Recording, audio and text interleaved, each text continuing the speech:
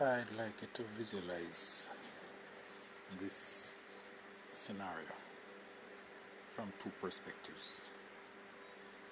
One as a police officer and one as a professional, a working person. As a working person, you're well dressed, driving a decent vehicle. Your attaché case is on your front seat. You're driving through and the police is doing routine checks.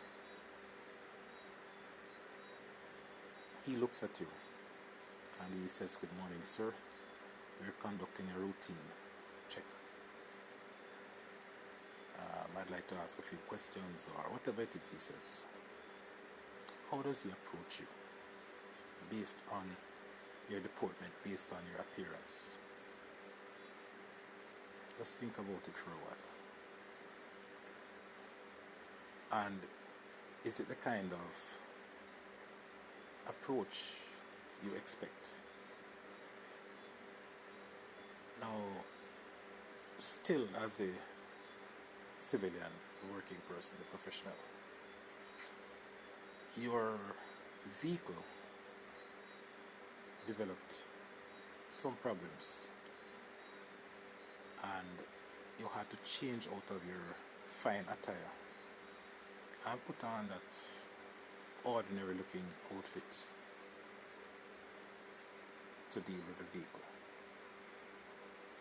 Based on the situation, you have to catch a taxi to go purchase some part or the other. So in this scenario, you're driving past the very same officer and he stops the taxi and he says, "Everybody come out of the car." And you step out. How does he approach you? Does he say, "Good morning, sir, we're doing a routine check"? Or how does he speak to you based on the way you look on this occasion? Do you feel a difference in the approach when you were finely suited out, driving a fine vehicle, or when you're in an ordinary taxi? Is there a difference in how you're treated? I want to think carefully about this. This is behavioral psychology. Now switch. You are the police officer and this taxi cab turns up with this individual looking ordinary. How do you approach him? What language do you use? What's your mindset? How do you feel when you look at this individual? It could be somebody with a whip, a weed whacker, and evidently he's going to cut somebody's yard. How do you approach this individual? What do you say to him? And then up drives this fine motor. The same individual is driving it. You don't recognize the difference. It's just a different scenario.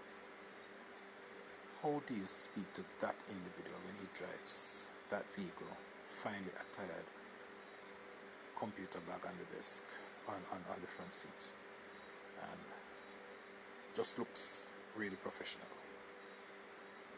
How do you approach the individual? How do you feel when you approach him? Do you feel that you need to restrain yourself?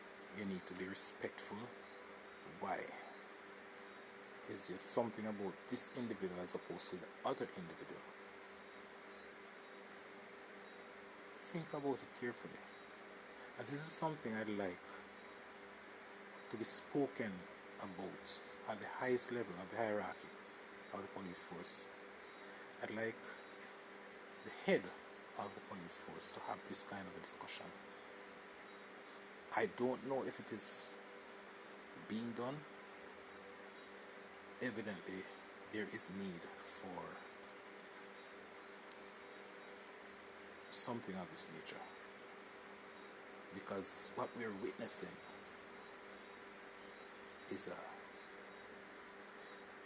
disturbing pattern. I walk past a team of officers. I say good morning, and I wear dreadlocks. But sometimes I'm going down to my boat. I'm working on my engine. And based on my deportment, I don't look like much.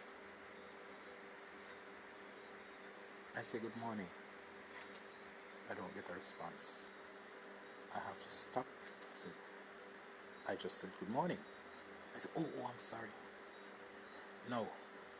If it were someone well attired walking through and the person says good morning, is that the response that person would get? And are we regarding the package rather than the content? Are we pausing to think what is within the package? Or are we just looking at the surface?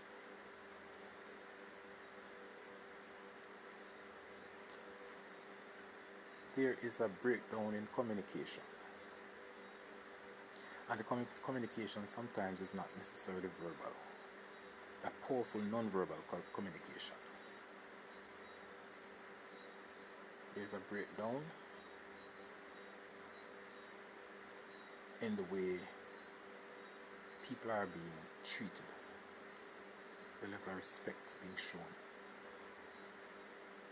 And I've said it time and time again, that when you call a unit a force, you have now put in the minds of people that they're constantly in conflict. And I've said it, I've heard it played back on the radio, I've said it time and time again. When you have a national protective unit, that person thinks differently. So it's one thing to say, protect and serve. Protect and serve who? If you're a national protective unit, if you're called that, deep within, you start seeing yourself as a protector. The persons you're there to protect and serve will see you in a different light. But if they see you as a force, I think psychologically, a button is switched in both heads. You're called a force. You're viewed as a force. Do you want to be perpetually in conflict?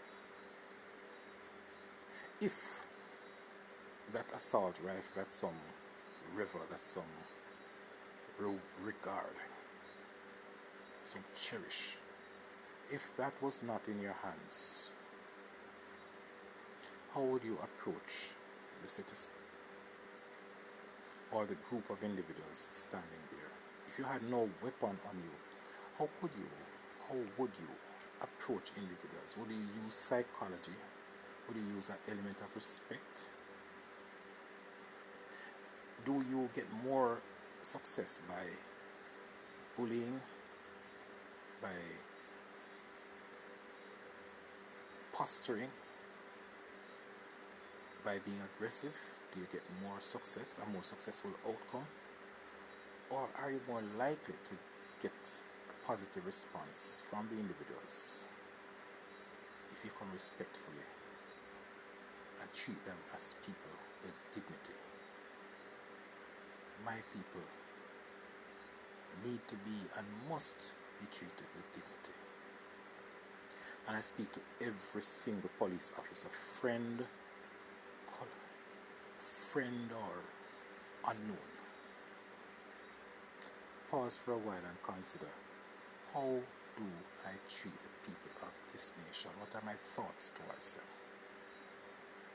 And if the tables were turned and I am the individual in that vehicle going on, not beautifully dressed, and I'm stopped, the vehicle is stopped, and I'm in the vehicle, and nobody recognizes me as a police officer, how would they speak to me? What are my chances if I came across a patrol unit and they're riled up, angry, and not prepared to listen to anything. I don't get a chance to say I'm a police officer. You don't get a chance to say that. How would you be treated? How would your brother be treated who is not a police officer? And they don't know that he's brother of a police officer. How would he be treated? What are his chances of surviving? Going through his day with a sense of feeling respected. Would he have to say my brother is a police, my dad is a police? Would it make a difference at that point in time? These are serious questions that need to be thought through. Undoubtedly, the unit has serious challenges because we deal with a group of tough individuals today. Sadly, it didn't happen overnight. Years ago, I warned about some video games, many decades ago, about some video games that were being played, and I warned about the consequences. People's minds are being wired, and we're seeing a lot playing out. Now, these individuals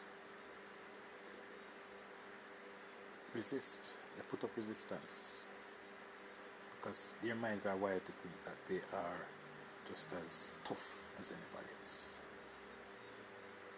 So one set of students left the same classroom, and some were in the armed institutions, and there are others who went a different direction. When they all meet, at one point they were all on the same level. But now one is empowered and the other isn't. Does he wield his power over the others? Does he feel himself superior to them? Or is there true respect for all? TRFA. Mutual respect. The dialogue is needed. We need to speak. I need to speak to the nation. This is the voice of reason. This is Emperor Elijah, Franklin J. Wallace. National healing, an environmental and cultural approach. TRFA, true respect for all. And that begins with true respect for self. Have a wonderful day.